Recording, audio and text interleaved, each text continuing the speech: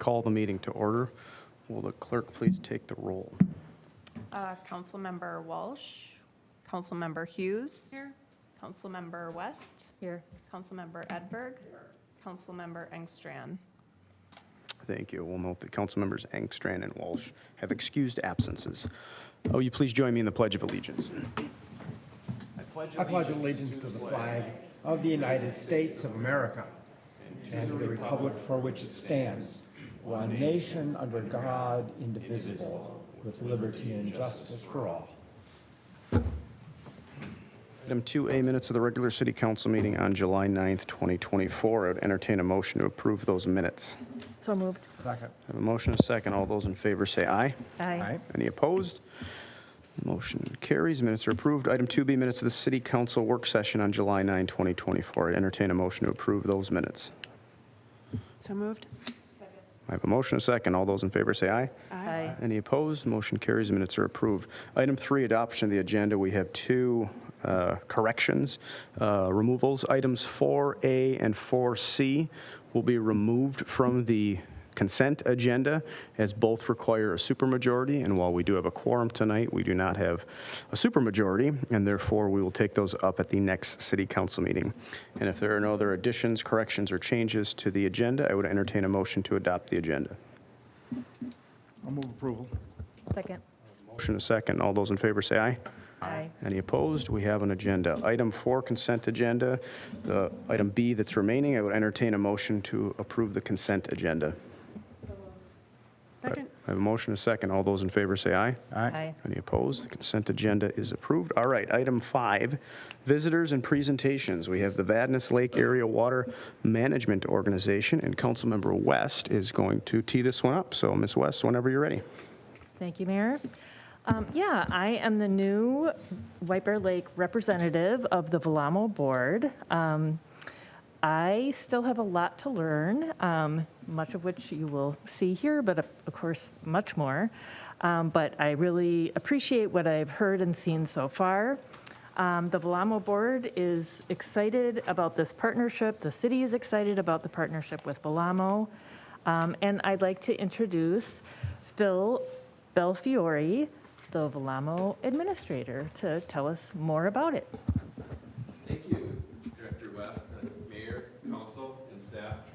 Again, my name is Phil. I'm the administrator of Velamo. I'm very excited for this invitation and opportunity to talk to you about these exciting partnerships we have going.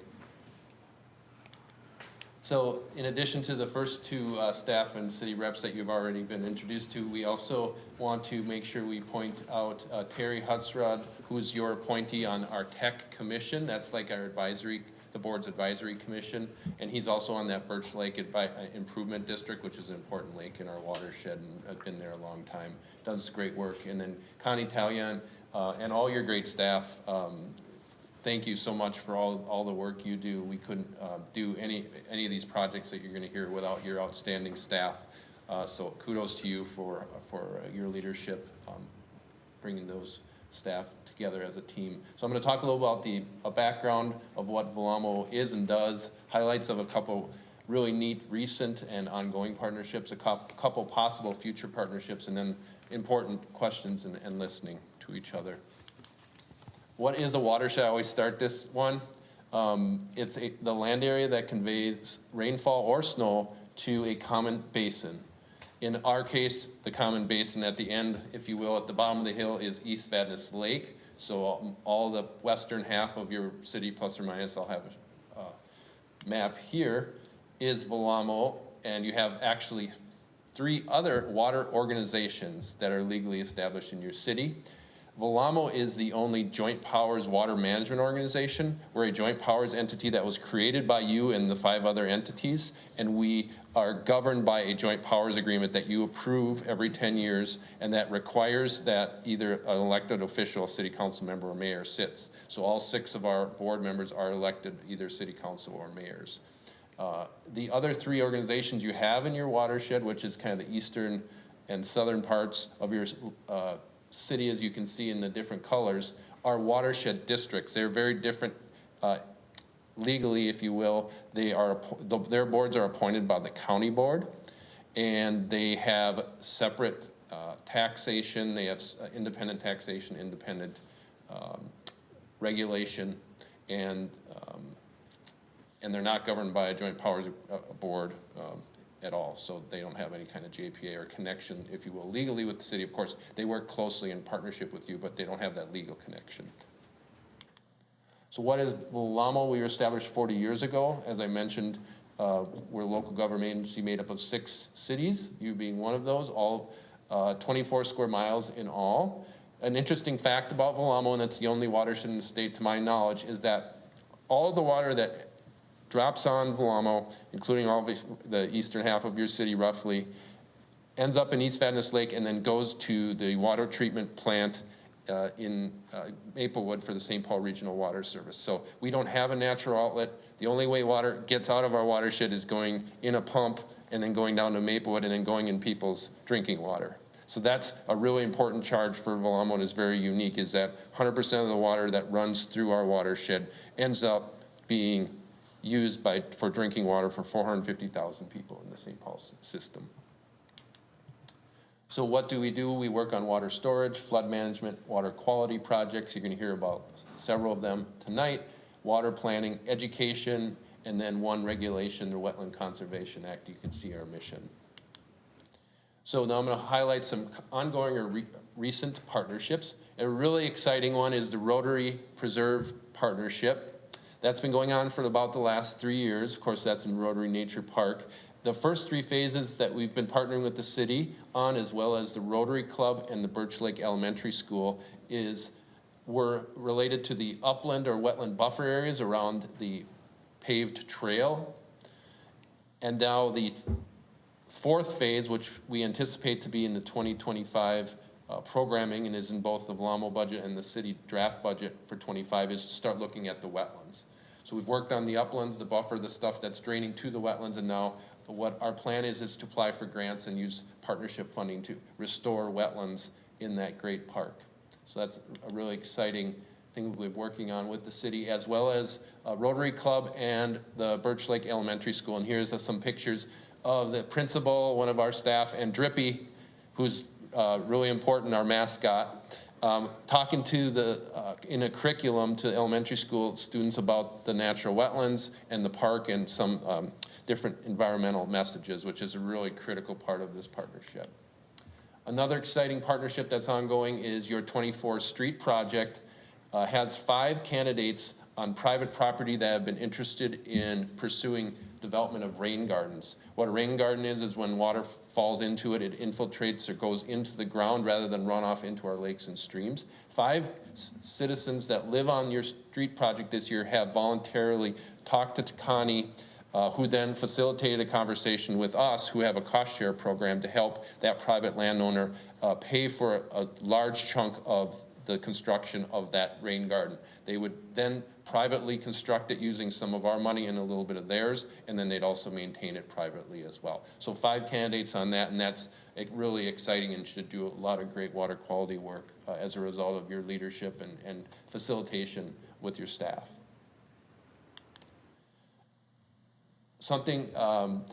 Another exciting partnership is the Spent Lime Demonstration Project. What that is spent lime is produced in your drinking water plant when you treat your drinking water. A byproduct of that is spent lime. And what the city and Bar Engineering, our engineer, and VLAMO are doing is an experiment to see if that byproduct that you now currently have to pay for to truck off as part of your engineering, could we use that in a stormwater pond to help treat the bottom of the pond, to coat it so that it doesn't have internal nutrient loading as highly as if it wasn't treated. It's an experiment to see how effective the effectiveness, not just when the dosing is happening this year, but also how long will the benefits last. The current status of this demonstration project, and it's in Oak Knoll Pond, which is just south of East Goose Lake, is to determine how much will it provide benefit immediately, as well as long-term, do a long-term evaluation and monitoring program to see the lifespan of this project. It has never been done before, to our knowledge, on a large regional pond like Oak Knoll Pond. It has been done on smaller ponds with a lot of success, but we don't know how this larger pond like Oak Knoll Pond will, how long the benefits would last. So we're very excited about that. We're actually finishing up the last load of spent lime this week. So then the engineer is going to analyze it, provide some reports, and we'll make sure that we provide that to your staff so you know that, and also provide next steps. I mentioned before, Birch Lake Improvement District is a really important partner of, I know, both the city and Velamo. The Birch Lake is a very high quality lake, and we're working really hard to maintain it and keep it that way, or even get it better. We've done a lot of projects with both the city and BLID. Iron Enhanced Storm Filter, which is in the northeast corner. Birch Lake Shoreline Restoration Project. We're doing some woodland habitat restoration, gotten 2 grants for that, and a lot of aquatic invasive species AIS management. Some other really important partnerships that are ongoing or have been recently completed to highlight is the County Road F curb cut rain gardens that we partnered with the city on, the Central School bioswale, and White Bear green roof, White Bear Public Works green roof. And last but definitely not least is education and our outreach program. We have a comprehensive outreach program that's utilized by all of our member communities who have regulations and requirements to educate as well as we do. And we can offer a lot of those templates to use, so try to save staff time. And we work closely with your staff on those things, such as water conservation, obviously very important in this area of White Bear Lake. The lake itself, of course, and we're working with all our communities on a lot of water conservation. Smart irrigation is another big one that we're working on a lot right now to try to conserve water. Smart salting is another one, and Adopt a Drain is one I know you're very active in as well. We also have lots of communication and media methods, as you can see there. So we have a multifunctional communication and education outreach program that we work with the cities on. So 3 possible future partnerships I just wanted to highlight, and most of these are in the staff discussion phase, but wanted to make sure that you're aware that they might be coming in future years, is the White Bear Sports Center feasibility study to see if a possible practice, a best management practice is a BMP, and what it's looking at is could some type of stormwater treatment be instituted as part of your 24 parking lot renovation project at the same time before it runs into, and that goes directly into Birch Lake. On the far right of that picture is Birch Lake. So it's an important strategic location, has a lot of potential benefit, but we have to do a study to make sure that that would work, but that's in conversations. Another one is we're working on we're talking about possible projects in the future, at least starting to talk about possible work on the channel stabilization at Polar Chevrolet, which is just upstream of East Goose Lake. Also, there is some sediment in East Goose Lake that is at the bottom of that channel of Polar Chev. We're looking at ways, could we reduce that or eliminate that? Possible partnerships with the Bruce Ventle Trail project that we understand is in design. And then there's some shoreline erosion on West Goose that we've been looking at as well. And last, a possible future partnership, there are many others actually that we've been talking about, but these are some of the ones that are maybe the most ready to be talked about at a higher level, is the Whitaker Pond, another iron enhanced filter. What iron enhanced does is it's the molecules of iron actually attach to the dissolved phosphorus, and it filters through and latches those dissolved pieces of phosphorus out, and then puts clean water back into a lake or stream, so that when it goes downstream it doesn't have as much dissolved phosphorus. So it's a chemical reaction that iron does. You have another one there at Birch Lake. So we're investigating that. There's a multitude of partners looking at that feasibility study as well, including the city and the county and the township. So that's, I wanted to just give, I couldn't do, couldn't spend a lot of time on any of those projects, but I wanted to make sure that you had kind of a full gamut of what's going on, and be glad to answer any questions. Thank you, Mr. Belfiore. Thank you for all your good work, and it sounds like you've got a lot going on, and there's future projects and more good work ahead of us. So I don't have any questions. Council, do we have any questions for Mr. Belfiore? Councilmember Edberg. I'm curious about, so we're talking at project level, and what's the big, if you take the big picture, zoom up to 5,000, 10,000 feet, What are the biggest issues that we're facing, and what are the sources of our biggest water problems, surface water problems? Great question, Councilman Egbert. I would say we've just recently conducted a 6-month engagement phase to write our next 10-year water management plan. So we feel like we've really got a good grasp on what we call our priority issues, not only now, but looking out the next 10 years. I would say some of the main ones that we heard are the top are groundwater conservation. I've brought that up before.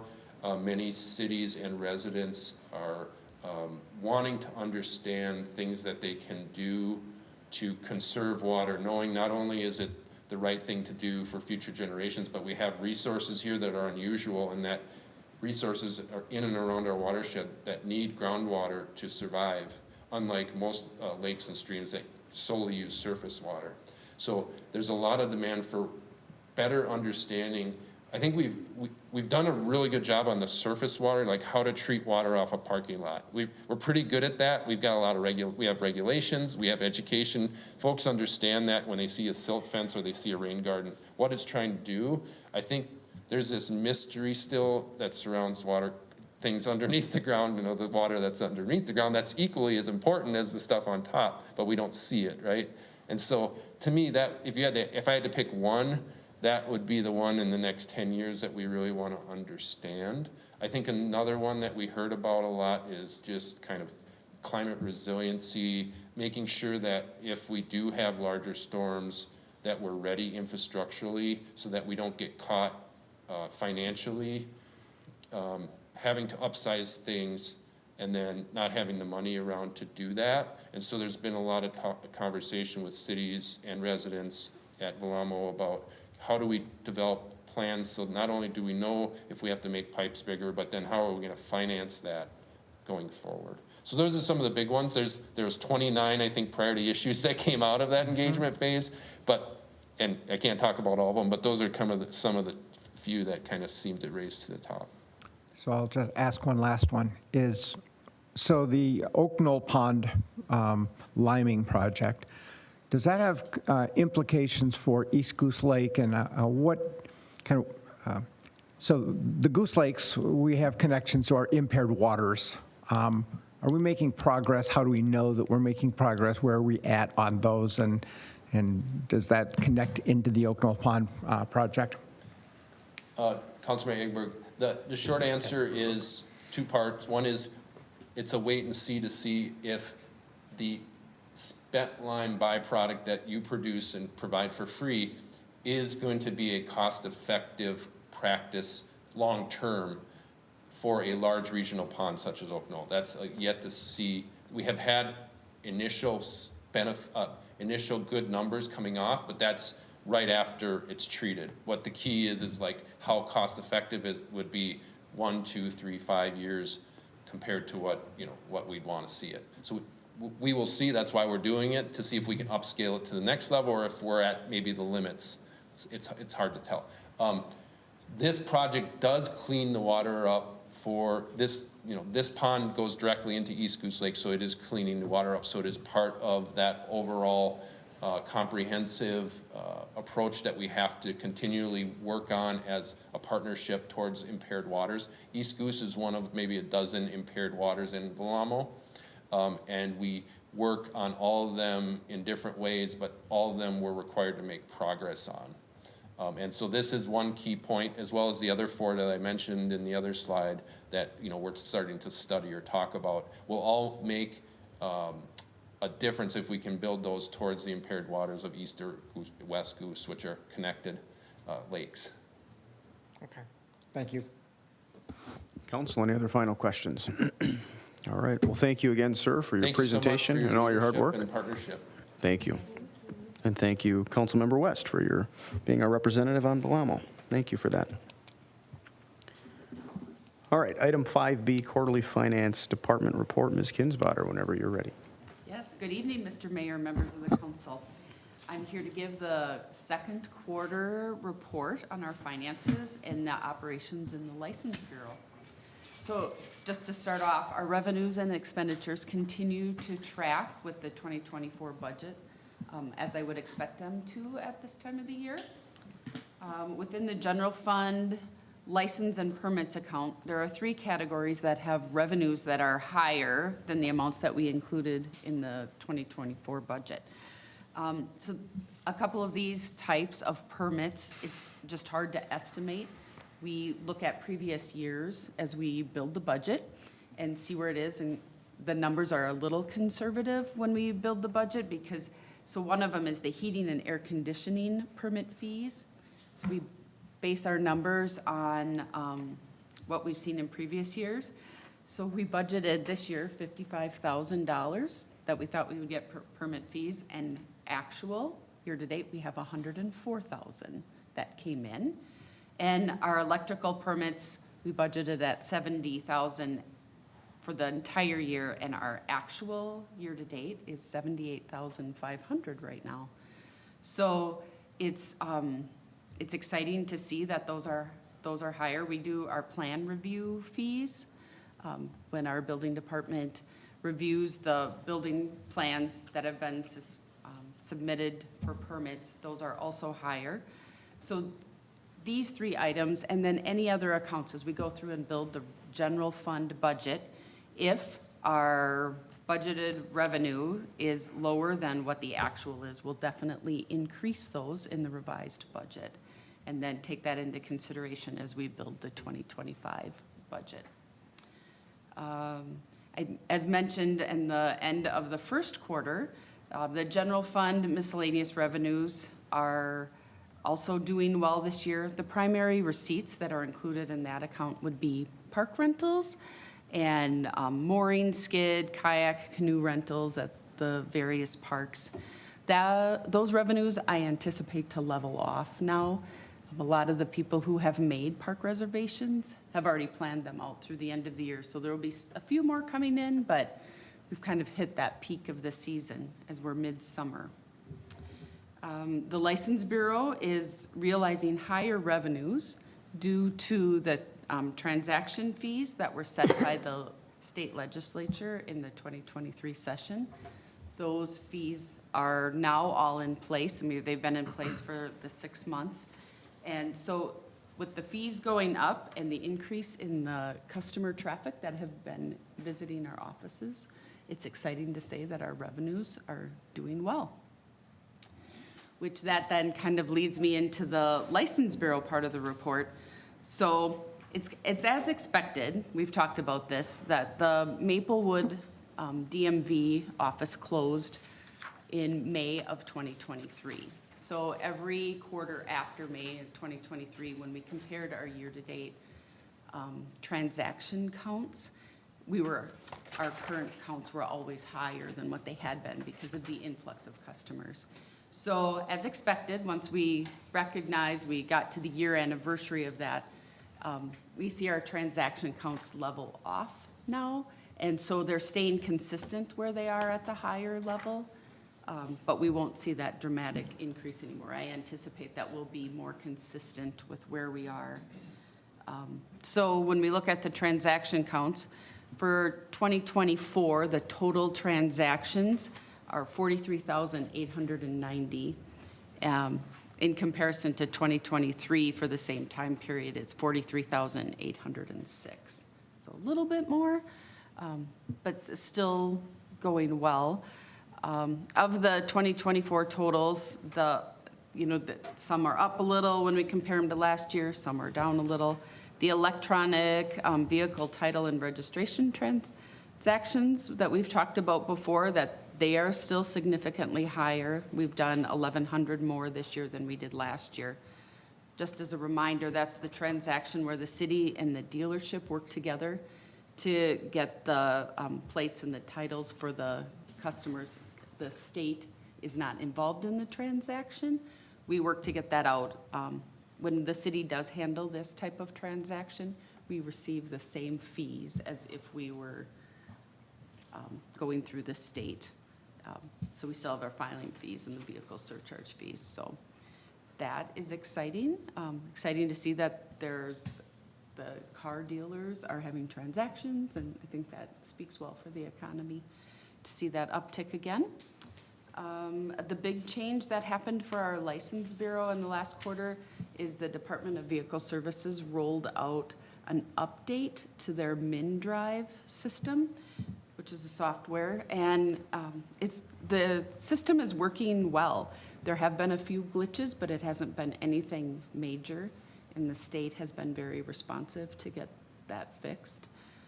One key point that our staff really likes is that now when they log in to handle the transaction and they're helping a customer, they can get a snapshot of all of the basic information of the account right on the dashboard part. So that helps them be able to answer questions and find information quickly rather than having to page through. So they're very excited about that. So with that, I'll take any questions that you might have about the report for either the Finance Department or the License Bureau. Thank you, Ms. Kinsvater. Quick question on the License Bureau. So now that we've got a longer period of time with the increased fees adjusted, and we've kind of leveled out with what the additional transactions are from Maplewood, are we at a good place now finally? Because we were kind of bleeding red ink for a while there. Have we righted the ship? Is there still work to go? How would you kind of generally characterize that? Mr. Mayor, members of the council, I feel good about it. Good. So we haven't worked on that part of the budget yet. We're really focused on the general fund. But I did take an opportunity to kind of look at the numbers, and the revenues are coming in higher than what they were. So I think that has helping right the ship. And then we've made a change in the staffing. Over the last couple of years, we had a team of full-time staff people. And we've worked in some part-time shifts now so that we have good coverage, but are using part-time staff people, and that has helped too, so. So would you say are we breaking even? Are we slightly in the black? Where do you think we're going to shake out? Slightly in the black or a Okay. little better. Good. That's great news. So I hope that continues. Good. Yeah. That was Council, any other questions? Councilmember Edberg. Just a compliment to staff. I appreciate the quarterly reports. You keep adding new layers of analysis, and I appreciate that. Thank you. Very good. Thank you, Ms. Kinsvater, for the report. All right, item 6, public hearing, nothing scheduled. Item 7, unfinished business, nothing scheduled. Item 8A, first reading of an ordinance amending the operation of cannabis businesses interim moratorium ordinance. Mr. Anderson, whenever you're ready. Thank you, Mayor and Council. As alluded to in the memo that is in your packet tonight, the legislature made some changes and amendments to the Cannabis Act that was originally adopted in 2023. Included in those amendments were some changes that really don't mesh well with the city's authority to establish a moratorium related to cannabis businesses, which was included in that original 2023 legislation. Particularly, I would say how the existing moratoria interact with the statutory definition of cannabis business. The statutory definition changed recently. They removed a couple medical cannabis businesses from that definition, and there's now a path for businesses to become pre-approved for licensure and begin certain operations, particularly cultivation activities prior to licensure. And the confusion is that it relates to the fact that cities can establish moratoria on cannabis businesses, which are defined as businesses licensed under the act. So long story, I guess longer, or as short as I can be here, to ensure that there's really no question that our existing moratorium covers all cannabis-related businesses, even the ones that can now begin operating prior to licensure. I'm recommending a fairly straightforward set of amendments to the interim ordinance that was adopted last summer by the city, just to, again, eliminate question that some cannabis businesses might be able to begin operating earlier and under our existing regulations. I think the argument is not a winning argument if someone were to make that argument, but I still do think that this is belt and suspenders, if you will, to make sure that we're as buttoned up as possible. And I would just add that staff is going to be working on some zoning amendments that are going to be presented hopefully later this year due to the timing and how quickly things are happening. So the discussion really won't end here. This is just sort of a patch, if you will, to existing regulations. So again, it's just first reading tonight. We do have to have a public hearing, which we intend to do at the August 14th meeting, just due to timing constraints. We weren't able to hit the public notice requirement for that. Happy to answer any questions. Otherwise, this will be back before you next month. Thank you, Mr. Anderson. I think it's pretty straightforward. If anyone has any comments or questions for Mr. Anderson, now would be a good time. Otherwise, it's just a first reading, so there's no action before us. Seeing none? All right. Very good. Thank you again. Thank you. All right, item 9, discussion, nothing scheduled. Item 10, communications from the city manager. Ms. Crawford, do you have anything for us tonight? I do. Thank you, Mayor, and members of the council. We, earlier this year, had a land use request application come in from Solid Ground to, for removal of their structured parking at their site. We had a public hearing, and ultimately it was tabled by the city council for a future meeting. Just want to clarify for the record that Solid Ground has withdrawn that application, which is why it has not come back to the city council for further action. Staff had a good meeting with Solid Ground, and we'll continue to engage with them throughout our zoning code update. You know, an additional application or revised application may come before you in the future. We don't know, but just to, I guess, to kind of close the loop on that, wanted to share that for the public. And then this week is sadly the last Market Fest for the season. So this is our Environmental Resources Expo on Thursday. And so VLAMA will be there, we'll be there, Parks Commission will be there, Environmental Commission. Invite everybody to come out to Market Fest for our last one for the year. And Farmers Market is on Friday. That's always a good turnout too. So I think that's what I have for tonight. Thank you, Ms. Crawford. Any questions for the city manager? Seeing none. All right, I would entertain a motion to adjourn. So moved. Do I have a second? All those in favor say aye. Aye. Any opposed? We're adjourned.